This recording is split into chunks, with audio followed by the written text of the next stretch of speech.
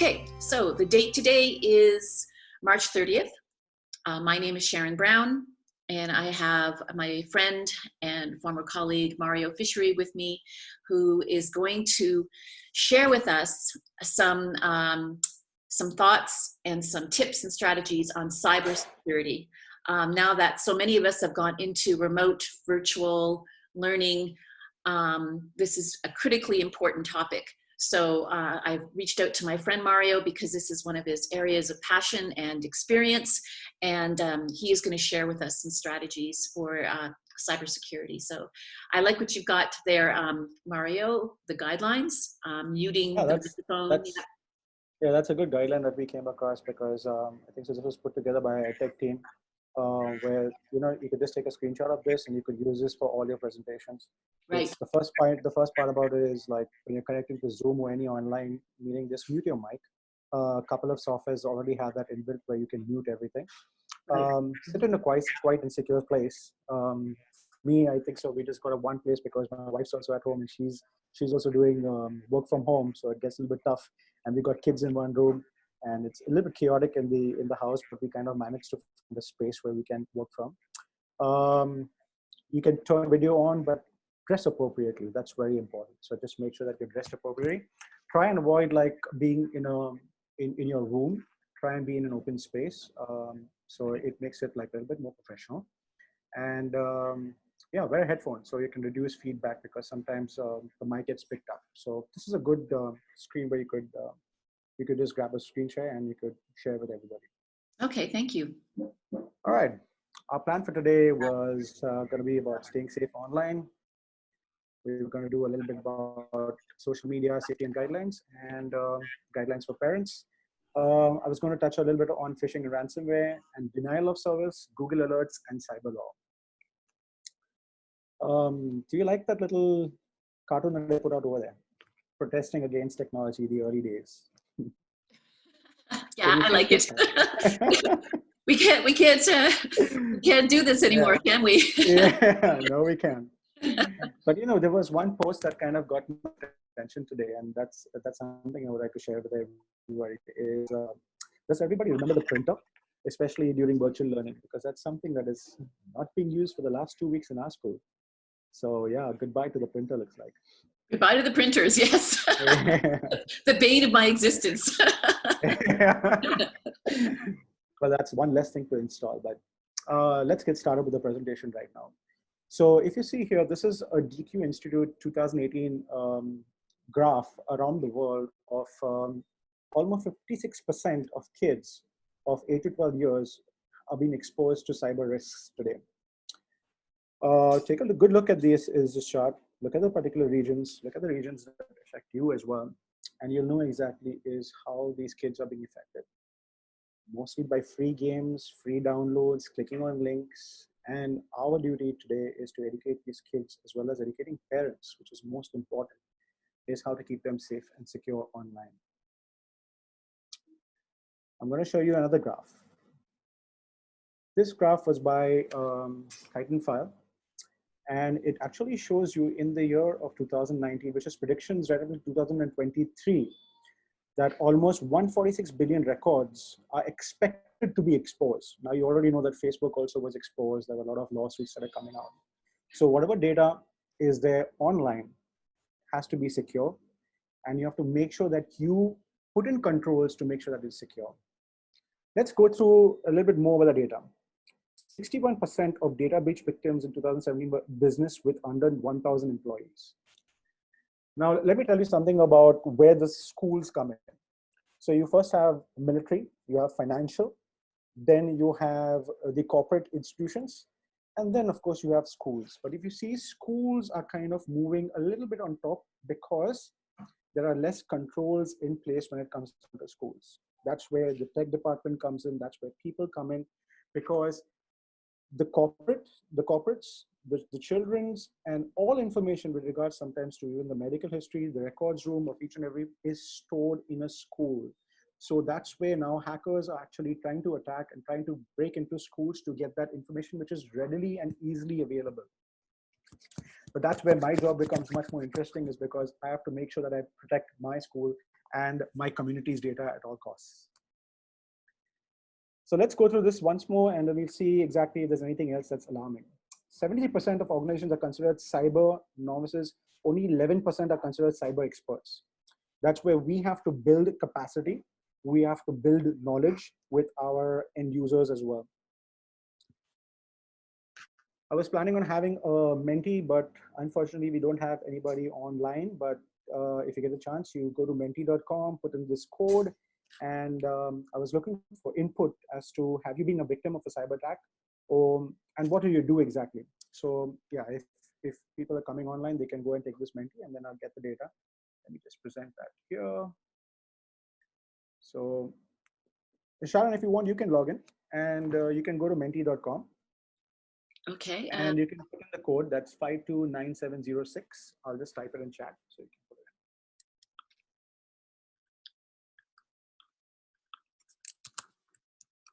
it in. Mentee.com. Okay. Yep. And what's the code again?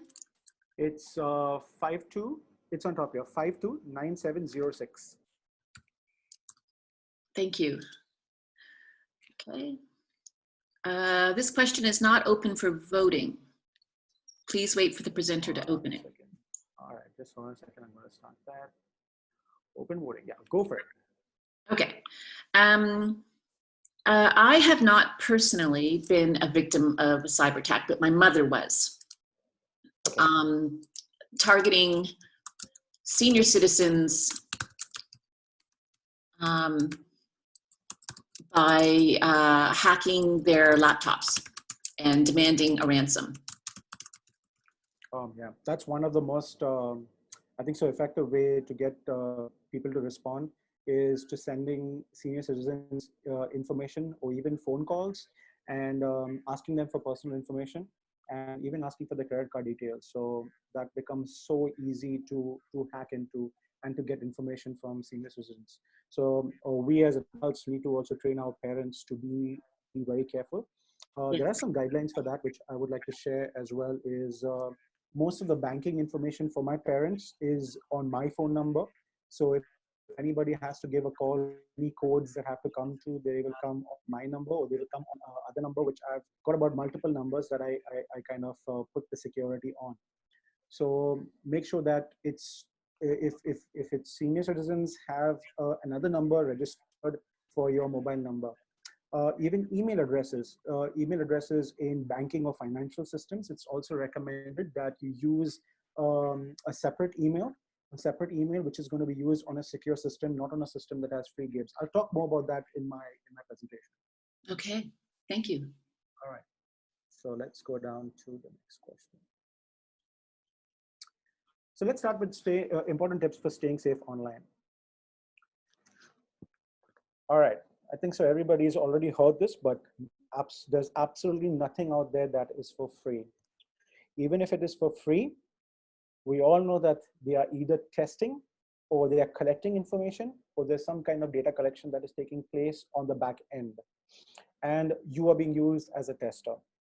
So if there's any particular application that you're using which is free, please check exactly what you are signed up for. There's something called as a data agreement that you normally check off when you install something. So just be absolutely sure that whatever you're signing for, if it's free, and who are the owners of that particular data. So always check that. Even if you're getting something free for your school, always ensure that you do a data security check and see that whoever's accessing this information, or is accessing the data on that particular platform, you know and you are aware of. There are a couple of things that you need to be aware of, especially when you sign up for a software. Make sure that you can always, whatever information you give, you can get back. You can export your information, and you can always delete your information when required. So data extraction, who has access to your data? And whenever you're looking at data, make sure that you're looking at the 5WH rule, the why, when, where, what, how, where, the who and the how. That's the 5WH rule. Use the 5WH rule when it comes down to data and exactly who you're giving access to. The next part. I cannot stress more on this because this is the absolutely most important part of setting a strong password, and do not share it with anyone.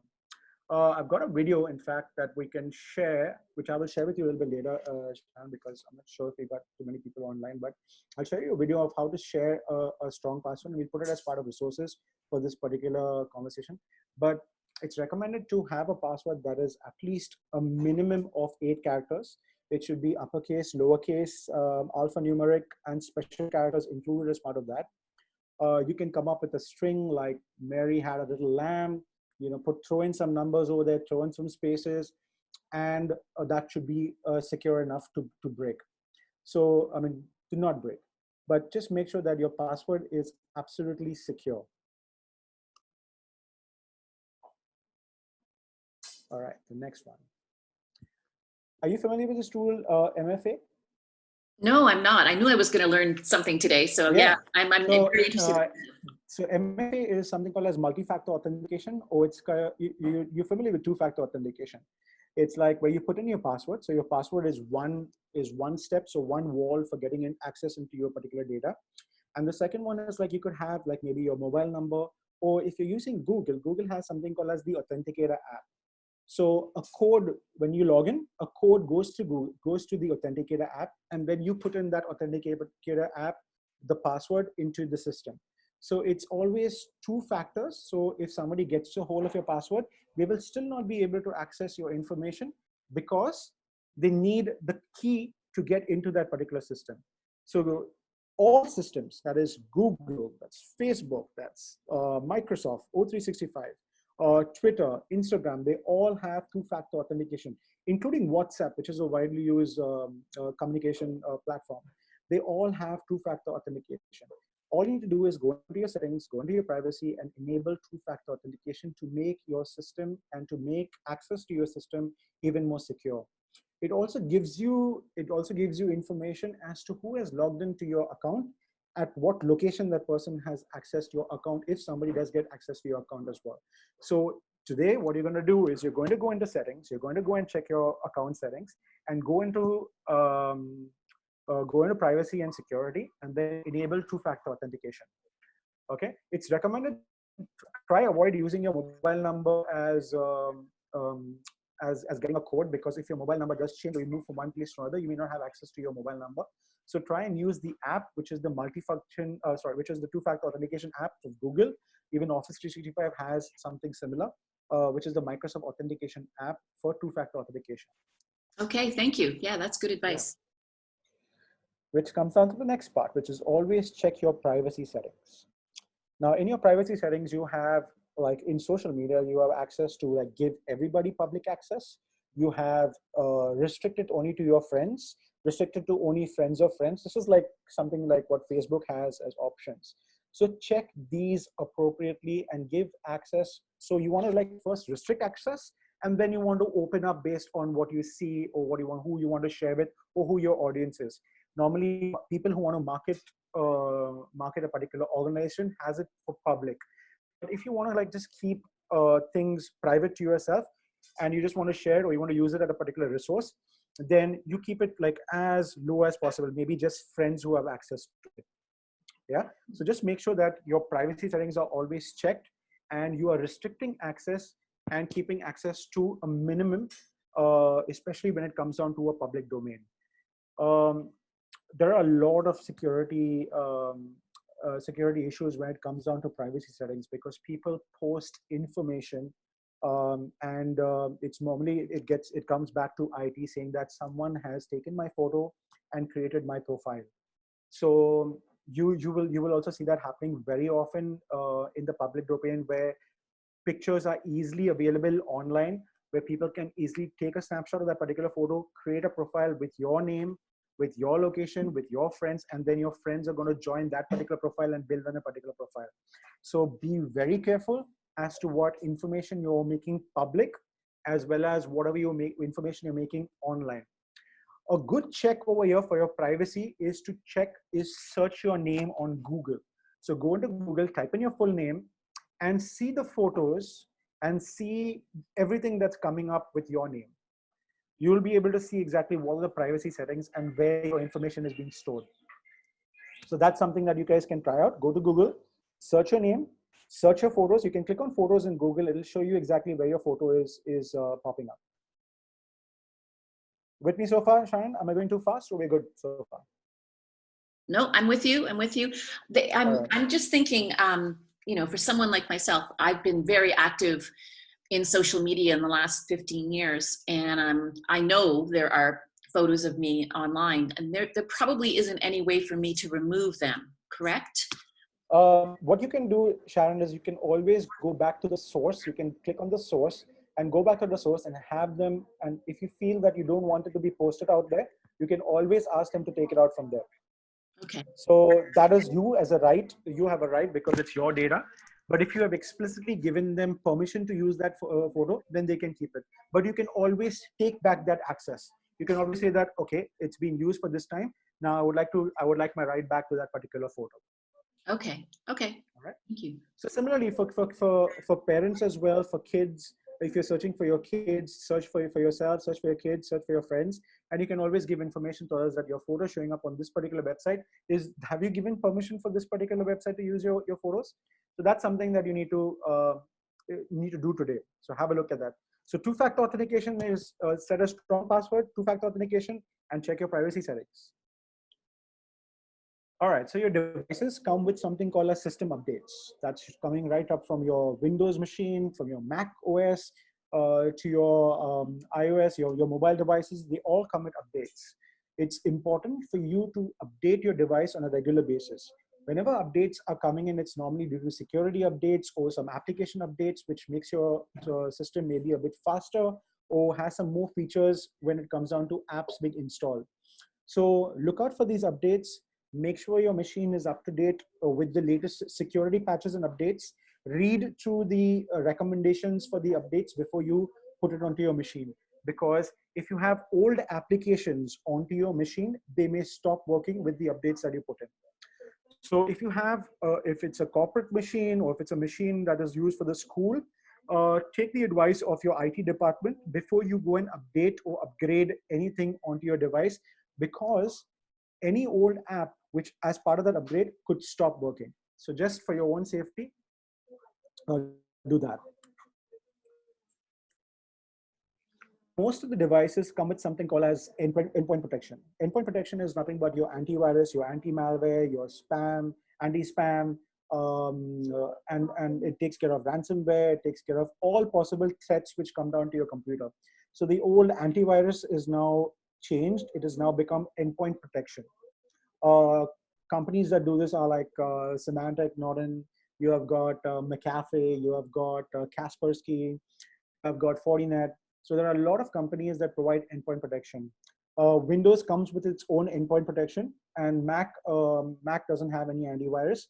But and it said that Mac does not need an antivirus, but you do require some kind of endpoint protection because most of the stuff is done on your browser, and your browser needs to be protected. So irrespective whichever device you're using, make sure that you're staying safe. You have some kind of endpoint protection.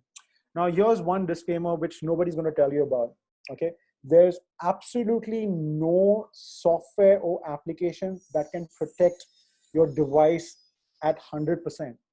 All these applications that you have onto your devices are only going to make it tougher for anybody to break through into your system. But there is absolutely no system out there that can protect your system absolutely 100%.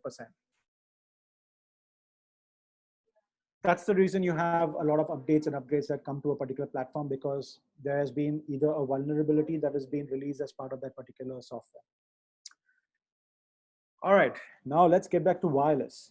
As far as wireless is concerned as well, I've got a video is how to check for a secure wireless network, but avoid public networks.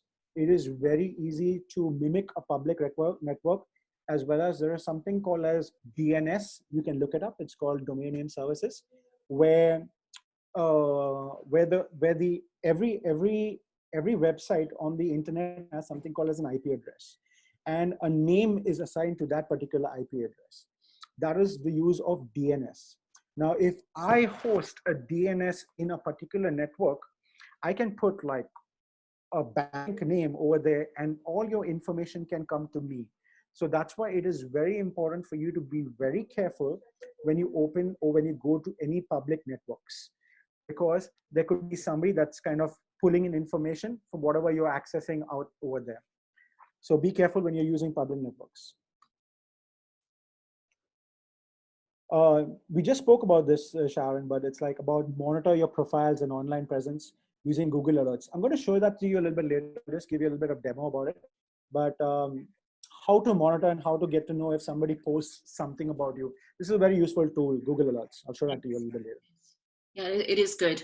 Yeah. Yeah. Okay, this is something, especially in schools, that you really need to be aware of and be very careful. Whenever you're putting in your password, okay. I said the shoulder surfing and CCTVs. Look out, always look to the left, look to the right, and check to see if anybody is there. There's one more thing that we keep forgetting about, is that most of the systems or most of the areas that we operate under are under CCTV. So whenever you're putting in a secure password, whenever you're putting a password for your financial information, always try and make sure that you're looking and you're aware of where the CCTV camera is. I'm going to give you a little bit of a project, all right? So what you're going to do is you're going to have, like, if you have somebody in your house or somebody in your office, you're going to take your mobile device, all right? Put your mobile device on slow motion camera, okay? And then face it onto your keyboard while you're typing in your password, okay? If you do that, what was going to happen is that you're going to easily be able to judge the keystrokes of your machine and get your password. And that's what a lot of people are doing these days, especially if you're in a cyber cafe. There are people which have their devices. You think that they may be surfing on social media, but they're actually recording your keystrokes or what you're typing. That's why in the Premier League, you know why people, they talk with their hand in their mouth over here, because people cannot hear or cannot read exactly what they're talking about, because the camera is continuously focused on them. So it's very important that whenever you're typing, just make sure there's nobody there, and you're kind of covering your arms when you're putting in your password. So be aware of people around you. Be aware if anybody has got a mobile device when you're putting in your password, as well as be aware of CCTV that's around you. Are we good so far, Sharon? Are we being able to absorb all the information that's coming in? Oh, that's good. This must be really that's really child's play for you, right? You know, this is so necessary. We just haven't had an opportunity to really share this kind of information with our school community. And like I say, it's just so important that we all understand now that we are going to be relying so much more on technology, what the implications are and what the consequences are and how to protect ourselves. So this is great stuff. So here's a story before we move forward. So my mom was at home, and one of my sons comes and she says that, you know what, I know your password. So she said, there's absolutely nowhere that you know my mobile password. And he said, yes, of course I know. So he takes the phone and he puts in the code, and I set the code for my mom. And he said, yeah, this is it. So I said that. So she's asking him, how did you get it? He's saying, this is what you need to be aware of. He's saying, if anybody's having a conversation with you, and if you unlock your phone, make sure there's nobody standing behind you. So my other son is actually at the back looking at the way she's using her phone and using the numbers and unlocking it. So that's one good story I wanted to share with everybody out there. So be alert, always be alert, especially when you're putting in your passwords. And what do you do? What do you do when you get hacked? What do you do when you're in trouble? So always ask somebody when you're in doubt. Report. That's the most important to is to report. Always report issues, or if you have received spam, or if you receive ransomware, or you have clicked on something that didn't lead you anywhere, or you received an email from a friend and you think that it cannot be from that particular friend. There are a lot of spelling mistakes into a particular email. These are things that you really need to report to your IT department. You need to report. If you receive something on your personal email, report it to your police. Microsoft and Google have got places where you can report phishing emails, which I'll get to a little later of what is phishing. But always report. If you don't report, it goes as unaddressed, and people can get away with it. So reporting it is very important. So report, the first point of contact is somebody you trust. The second person would be obviously your tech department. And yes, if you feel that there's something that's damaging and there's something that is offensible, always make sure you report it to your police department as well. Sharon, you want to take this one for me? Back up. Yeah, I am definitely a big believer in backing up, and I do it regularly. And I have an external drive that I do it on, and then if it's something super important, I might put it in the cloud in either my Google Drive or my Dropbox, because I do not want to lose my data. And sadly, I don't know that that message has been heard with some of my students, so yes, back up. But do you want to give us any stories about that to back it up, to back up the backup? You have been at the help desk at ASB. You know exactly how kids come to us and say, oh, I've lost my data, I don't have this, I don't have that. And it normally happens during submissions, and we've got teachers as well who have the similar problem. But you have pointed out something that I keep stressing on, and I really love you for that, Sharon. But it's more towards having an external backup. Yes, you can store it on the cloud, you can put your information in the cloud, but if you are hit by ransomware, or you by any chance your information is corrupted or it's encrypted, even your online backups can get corrupted and encrypted. So it is always best to put your latest backups as well as your best backups onto an external drive, which you can easily access information. Yeah, we have seen people who have lost photos right from the time that they're very yes, heartbreaking. very small. It's really and hard. photos are something that really people kind of look. Yeah. That's and photos are something that people really treasure a lot, so they yeah. Well, that's a good external storage, but keep that in a secure place, and always test your backup. So make sure that whenever you back it up, if you have a second device, you can always check and see if that backup works, because having a backup, in fact, we had I worked with companies, and I worked with even schools who have actually taken backups, and when it actually came down to restoring that particular backup, well, the backup wasn't working.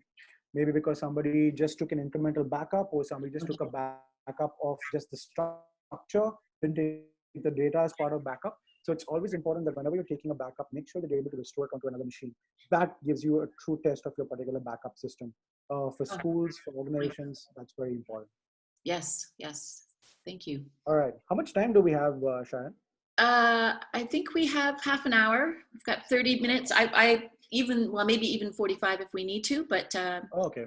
I don't want to, it's your evening too, and you're generously giving up your free time to share all this with us. So no, that's totally fine. In fact, I had one more mentee which we were supposed to take, but in fact, I just want to know exactly, as part of the audiences, how many people are using and which kind of networks we were using. We can skip on this right now. Yeah, well, can you just take a step back though? Because I wanted to see those again, because you were going to take a little, yeah, so you have Facebook, Twitter, Instagram, TikTok, WhatsApp, LinkedIn, Snapchat. I haven't heard of Telegram. Yeah. So Telegram is something like WhatsApp.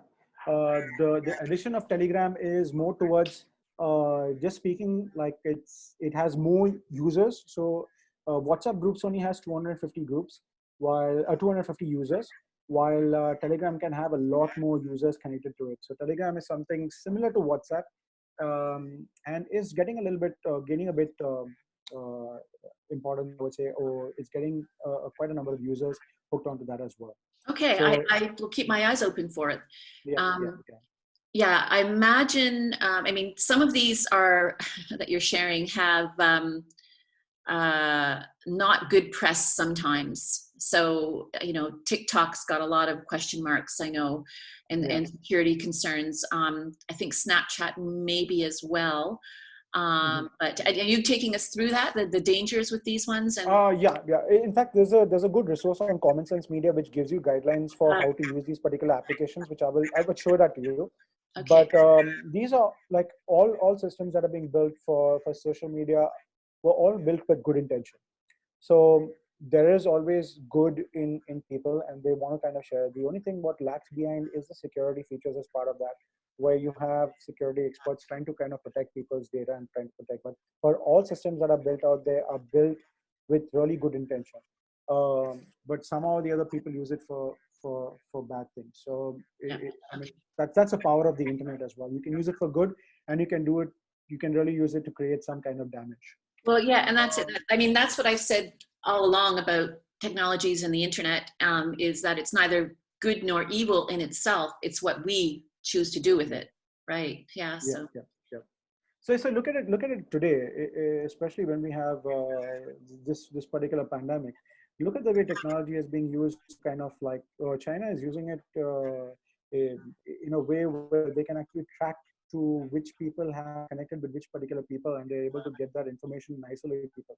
So yeah, it's being used for the good. So even over here in India as well, we're building something similar where you can actually track mobile usage and people who they've come in contact with through this particular system. So yeah, there's good to it, but there's the dark net as well, which we need to keep people protected right, from. Yeah. right. So these are all good social media platforms. I was hoping to get a little bit of statistics on who's using what, but based on research and based on what I've seen so far is Facebook and LinkedIn is being used by LinkedIn is more professional. Right. A lot of people use it. I would say mostly a lot of people, especially getting into the workforce, use LinkedIn. Facebook, I would say, would be about the age of maybe 35 and 40 using Facebook. Yes. Yes. Everybody else is like Instagram, Twitter, TikTok. Twitter does have its limitations, so people tend to use it, but not so much. But Instagram, especially with kids, TikTok, as well as Snapchat, Yes. yeah, Yes. teenagers are all using that. Yes. I've I got some agree. recommendations for that, which I'll take it up a little bit in the student protection center. Okay. So this is what we need to do through social media. I'll just browse this. So when you're on social media, well, who are you talking to exactly? Know who you're talking to online. Don't accept friend requests from strangers. Um, like I explained to you earlier, is that I could take your photo, I could put your name, and I could create a profile. All I need is just one of your friends to friend me, and then it will give all her Right. friends or his Right. friends saying that, all right, Sharon is on Facebook, let's connect with new profile. So it's really, you absolutely need to be careful who you're accepting as a friend, whether it's Facebook, whether it's Instagram, or any other platform. So just be very careful and always check in. Always check in. You can do a WhatsApp, or you can have actually a call and say, "Oh, I got this friend request from you. Is that you really?" And then you could continue that particular online connect. We did this already. Protect your privacy. Check your app permissions and privacy settings. So on your iOS device as well as on your Android device, you have the option of checking in permissions. So you can always go and check in permissions to see exactly what you are giving access to. Now, most of the devices that you require that requires camera access will also require access to your data. So be very careful as to who you're giving access to. Limit the amount of applications that you have on your mobile phone and only put the apps that you trust most on that particular mobile phone by trusted companies as well. The next part, yeah, this is actually for parents and for their kids, is use age appropriate apps. All right, just make sure that it's age appropriate for your kids, and you can always check your kids devices to see exactly what applications that they're accessing. Like I said, nothing is for free. So you could be compromising your entire network in your house or in your office if there is one free application that is compromised on that particular device. So be very careful as to what you install onto your devices. Consent matters. Create a positive online reputation. Ask for consent before posting photos of others. This is something that maybe you need to have as part of your responsible use policy, Sharon, especially for your school, and also create a culture of checking in with people before you post a photo. As per law, especially in India, is that if somebody else's photo is posted and if they are in a particular position or in a compromised position, you could go to jail for that. So you have to be absolutely accurate and sure before you post anything online and make it public. Even if you're circulating it through WhatsApp, that's something that is kind of, getting gets a little bit crazy, especially in schools. So kind of training and teaching our students to be more responsible when they're using social media. Don't share inappropriate photos or videos of yourself or others online. There's a nice video that once you post something online, it's going to be there permanently.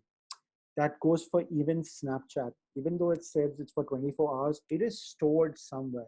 You can easily do a screenshot. I mean, even though it blocks you from taking a screenshot, but there's nothing about taking a screenshot from another device. So that doesn't get blocked.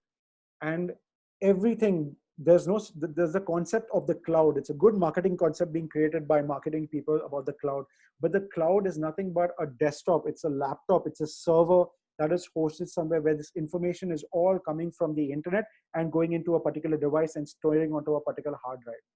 It may be erased, but I tell you one thing is that if there's something called as the head of a hard drive, if that head hits onto the hard drive, touches the surface of that hard drive, that information is going to be over here even if you delete it. So be very careful as to whatever you are sharing on your devices. One more bit of advice that you need to be aware of is do not sell your old mobile devices or your laptop devices. If you do, make sure you destroy the hard drives and then you get rid of those particular devices, because these hard drives or these devices go into these machine factories, and people are actually sourcing data from these particular hard drives. So make sure you destroy all information from your hard drives when you get rid of it, or keep your hard drive. I've kept all the phones that I've used in the past just to make sure that the data, because I've got very high sensitive data.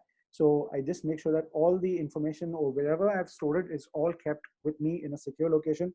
It's in some locker somewhere. I can't tell you exactly where, but it is there somewhere. All right. Be your best self online. Limit your screen time.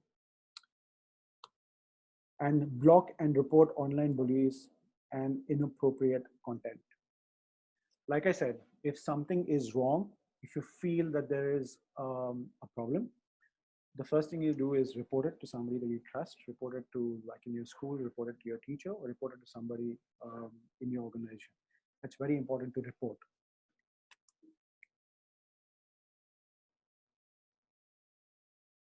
We've already done use a secure password, avoid sharing your personal information, and avoid sharing your live location. Yeah, people kind of, when they're at the airport, they're traveling, they kind of share their location. I'm at this particular airport. There is a saying that if a thief sees a lock on the door, it becomes a particular challenge. So if somebody sees you with your location, it is a challenge, in the sense is that they know which place you're going to go to, because that's where you're sharing. I'm this particular airport, I'm now traveling to this point. This is the amount of time I'm going to be online. I mean, I'm going to be offline, maybe because at this particular time, maybe a takeoff of landing, I'm going to have to shut down my mobile phone. They could call up your friends and say, oh, I'm stranded at your friend's stranded at the airport. You asked me to give you a call. Please send this money urgently, and your mobile is going to be off. So these are things that you really need to be aware of. There are so many different scams that are going on. I really don't want to promote those particular scams because I don't want somebody to use that information and do it. But I'm just telling you exactly of how you can be safe and avoid posting your live location wherever you are. Sharon, do you want to share something on that point? I know I've been guilty of it. I've done a lot of traveling in my time, so it's so easy to share with people that you're just finishing your vacation, or you're just about to go on your vacation, or that you're in transit to see family or whatever. So okay, I'm learning not to do that now. No, it's just that you're sharing a location. People know exactly where you are. I'll just give you a little bit more detail. Like you're single.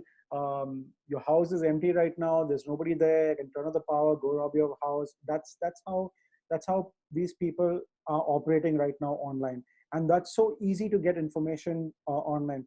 I'll leave you with a sentence at the end of this particular presentation of something that's really something to think about. Just remind me to kind of tell you that. It's a good sentence. All right, so when in doubt, ask for help. Ask for help with the setup of your social media accounts. So if you need help, like today we are discussing more about privacy settings, check or go through, like Facebook has a security check, which you could go through. So do that, that's very important. And speak to a trusted adult if social media is making you unhappy. So this is especially for kids, like even parents, you should speak to your kids if that somebody is sending you inappropriate messages. Always have an open mind and to kind of get that information out, report it. All right, so that comes down to our piece where we ask parents. Sharon, you want to break or we're good? I'll take this. We'll go really quickly with this right now. No, it's good. Because no, I think so. I very think good. so. Maggie, you said will be covering up more about the social media guidelines when it comes down to parents, right? Is she there? Yeah. So I don't want to take too much of her time, but I'm just going to put out 10 points. And I'm sure she's going to speak about these points specifically, but these are more safety tips for parents. Yes, yeah. So don't block all access to technology. Help your children learn to use tech safely and positively. Like don't say that your mobiles you're gonna give your mobile back because you're done with technology. So try and be partners with them. In fact, our principal, Mr. John Smithies, says it very nicely, very beautifully, saying that we are. What does he say? Yeah, he's saying is that when we are young, our kids are young. We have to make sure that we are, and they're growing older. When they go to middle school, we become their consultants. So we have to make sure that we're kind of building our resumes so that they hire us when they grow old. So that's very important that we keep building our resumes and our trust with our kids, because at some point of time they're going to fire us. All right, we're going to be fired as parents. So it's very important for us to build that trust level, build that resume of yours, and make sure that we get hired or we get rehired as a consultants when they become when they go to middle school and high school. That's very important. Point number 2, take an interest in your child's favorite apps or sites, co-view or co-create at times. So check on the devices, but be with them and just say like, oh, I'm really interested in this particular app that you have. Speak to them about the apps that they have on the mobile phone. Check and see that they're not free, and check and see that they're appropriate and age appropriate. Um, uh, you're in charge. Set boundaries and consider using filtering software. So there are a couple of filtering softwares that you can use with report back to you. But I always say is that if you put in filtering softwares, they're going to find a way to get around that, or they could go to a friend's house that could not have that particular. Teach your kids what personal information they need to reveal online. So that's very important. Help your child learn to filter information online and to navigate facts versus fiction. So what content they're searching for. Today the biggest problem I would say is misinformation. In fact, it's like world war, because there's so much of misinformation that is out there. There's so much of fake news that is out there. Fake news is now trusted news. So kind of breaking that cycle is very important. And one thing that I keep tweeting about and I keep telling people is that whoever sends you information is to validate, verify, and check back with who sent them that information Right. before you share it with somebody else. So my message out there today to everybody is stop forwards, authenticate, verify, and become a credible user online before you share any information. Credibility is the most important part when it comes down to your job, because if you share fake information, then you become part of that particular system. That's So right. do not send any forwards, especially at this particular period of time where there's so much of misinformation that's going on. So verify, check, but do not forward. Keep the information. If it is coming from a government source or as well, always question the information and then share it if you feel that it's appropriate to share. But stop forwards is what I would say. Okay. Point number 7, navigate digital dilemmas with your child. Avoid using devices and rewards or punishment. We spoke about that just now. Balance screen time and screen time at home. Focus on basic development needs. Don't support your child to sign up for sites that are, again, the age restriction part of it. and learn more reliable sources for parents so you can educate yourself. Mm. Oh, this is again self-explanatory. I'm not going to go through each point, but there are do's and don'ts when it comes on to social media. This came down from the National Online Safety Board. It's called Wake Up Wednesdays. So you can go to these particular resources, and they have got wonderful resources where it gives you guidelines for use of technology. This came out actually during Christmas, and it has good guidelines for kids as well. So I'll share with you the presentation, and I can share with everybody else. Yeah? Okay, thank you. Thank you, Mario. Fair enough. And this Yeah. is more for students. Yeah? Then you have some good resources which are available on Common Sense Media. It gives you like guidance on TikTok, 12 social media online safety tips. So everything with regards to each and every social media network, there are guidelines for parents as well as for students. So I'll share you that information as well. It's Now, an Common Sense Media. Yeah, it's an excellent resource. I love Common Yeah, Sense Media. yeah. Yeah. So Common Sense Media, I mean, now is a good time, especially when you're in lockdown. It gives you a whole lot of movies that you could watch, recommendations for movies that you can watch, and you can easily adjust, the how old the kid is, and based on that, it'll give you some good recommendations. So in case you're confused as to what to show your kids, or in case there's a lockdown in school and you have got kids on campus, you want to show them age-appropriate movies, this is a good place where you can go and you can find out the rated movies. Yeah. Excellent. This is a good video of personal information. It's a Starbucks video.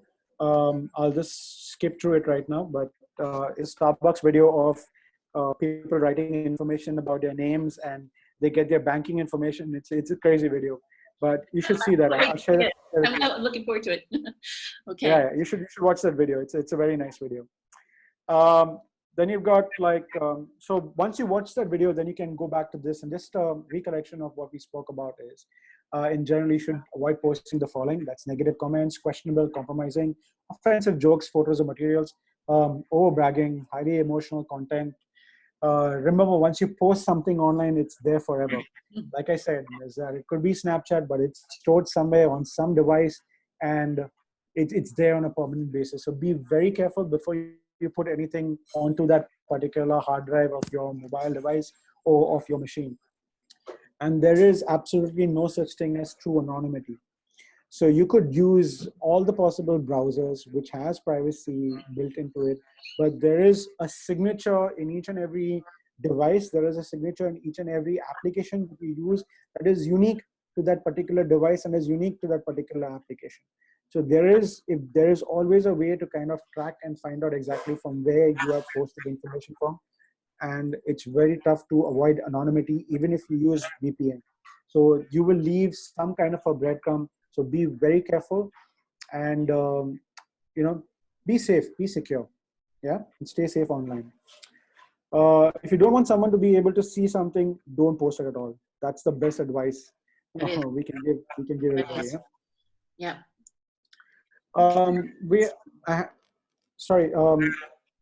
Any questions that you have so far, Sharon? No, this is all excellent stuff. Okay. I can't wait to share it with my greater network.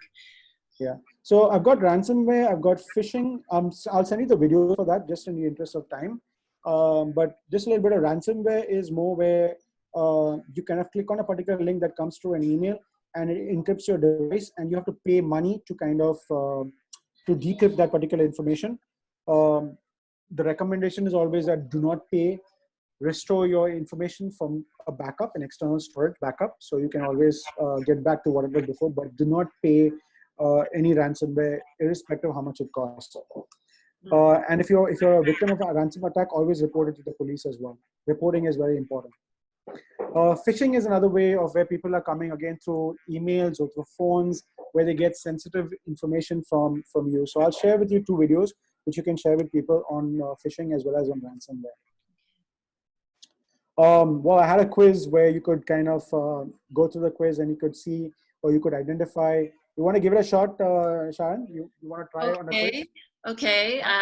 So. All right, let's try a quiz. But this is where you have to identify whether it's ransomware or it's a phishing attack. All right. You have to tell me whether it's genuine or not. So let me put your Sharon.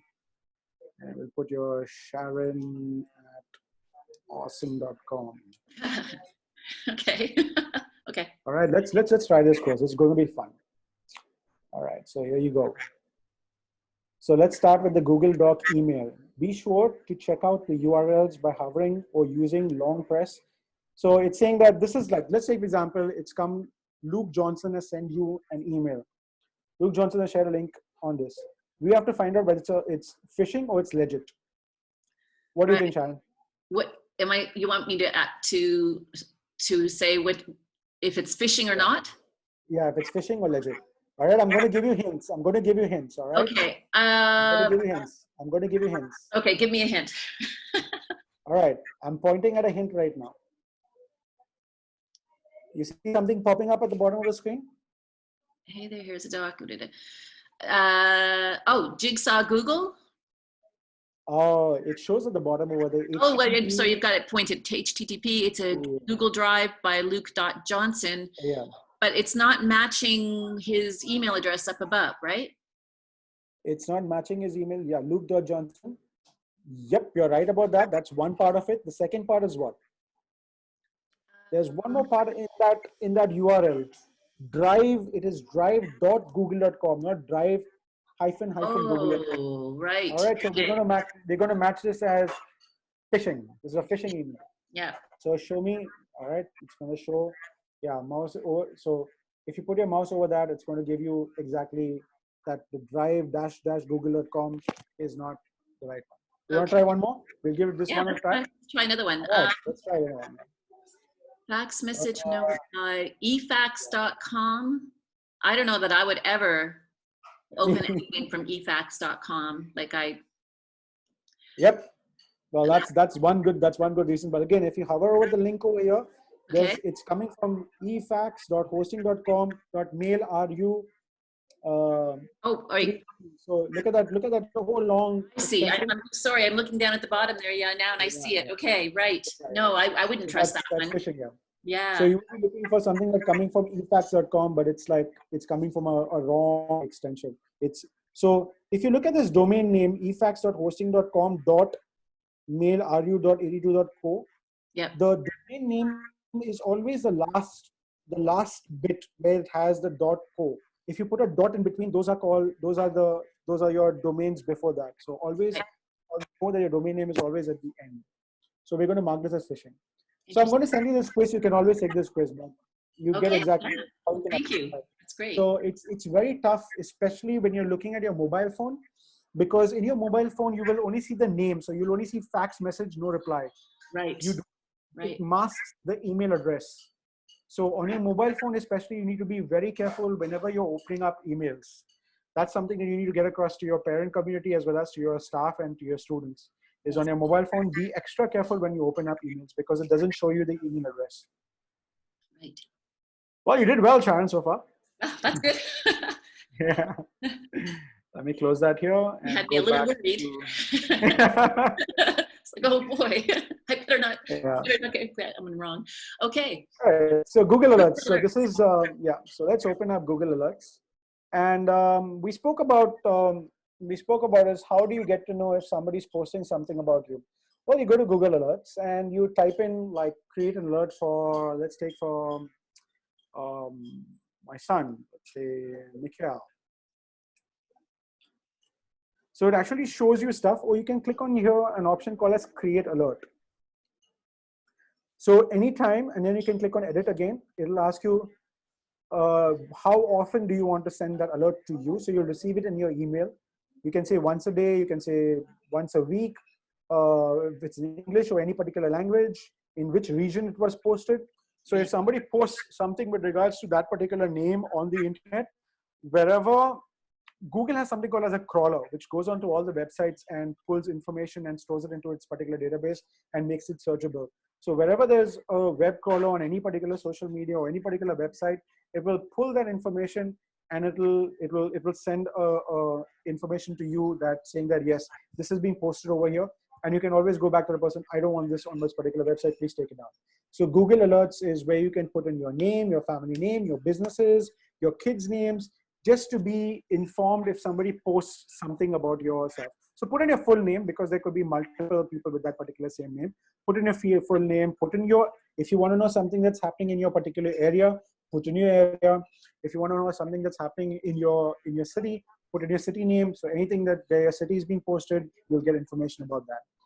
So Google Alerts is something that you should be using just to keep a tab as to what's or who is posting online for you. Right. All right, so that concludes this thing. All right.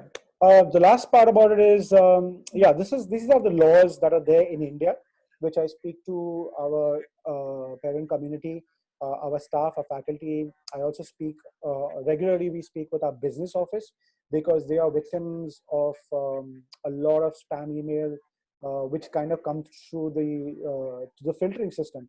So even your filtering system or your spam filtering system can take maybe up to 99 or 99.98 or 89% or even 99.2%.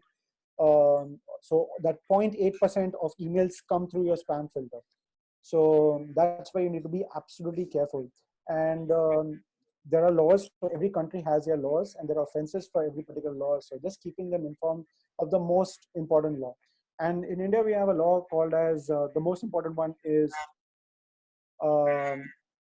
which is failure to protect your own systems. Oh, So that's interesting. if you are not taking care of your own system, then you are held responsible for that if you are in office. So if you are office official holder of particular records, you are responsible for that particular record, and it's your duty to keep that absolutely safe. So I'm sure that you have to look at the law of the land, look through exactly your Information Technology Act, pull out those particular acts and see exactly what is applicable for you. Right. It's always good to have this information, so you can also create your responsible use and make people aware. What we do is, there's one particular saying that we have is we want our kids to fail in a safe environment. We want them to fail in our school, and we want to prepare them so once they go outside, they are able to kind of face exactly what is out there.